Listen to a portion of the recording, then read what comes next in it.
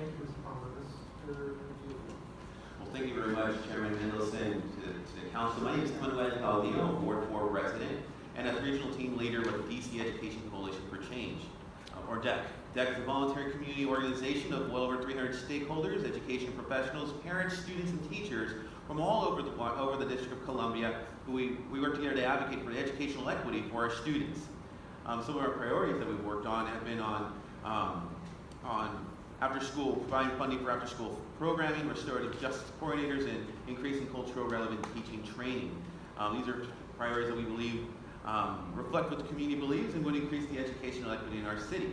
Now, we were disappointed with the mayor's budget, and while we applaud recent efforts to increase the education per pupil spending from 1.5% to 2%, we still believe that it falls short.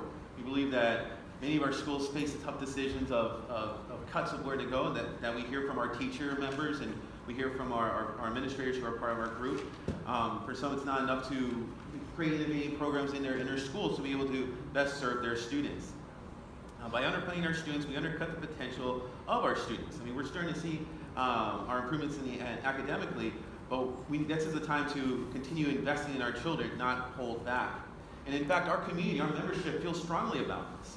This past Wednesday, nearly 200 community members came together at the Columbia Heights Educational Campus for our Rally for More Educational funding.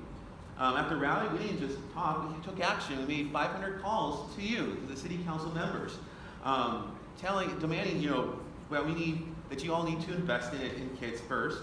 And in going back to the rally, I was very inspired by the 7th grader who spoke at the rally. He said, he spoke about a metaphor as a school budget as Jenga blocks. And he says, if you take, one Jenga block from the structure, if you keep pulling out the Jenga blocks, in the end, what happens is that it all falls down.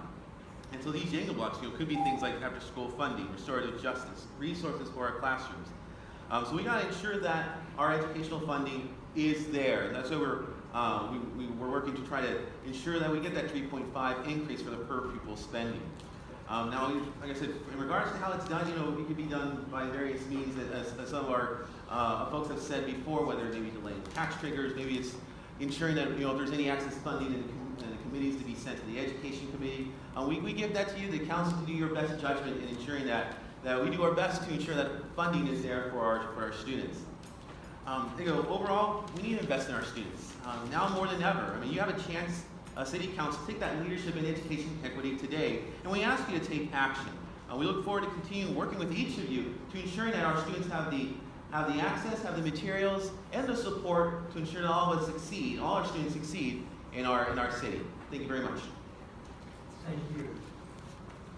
You say you want a 3.5% increase. Do you mean a 5% UPF, or you mean a total of, I guess I need to understand. Oh, it's a total for 3.5, the total. Total. Yes.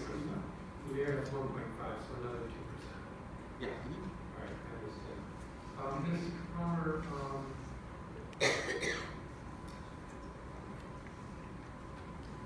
you're still involved a little bit.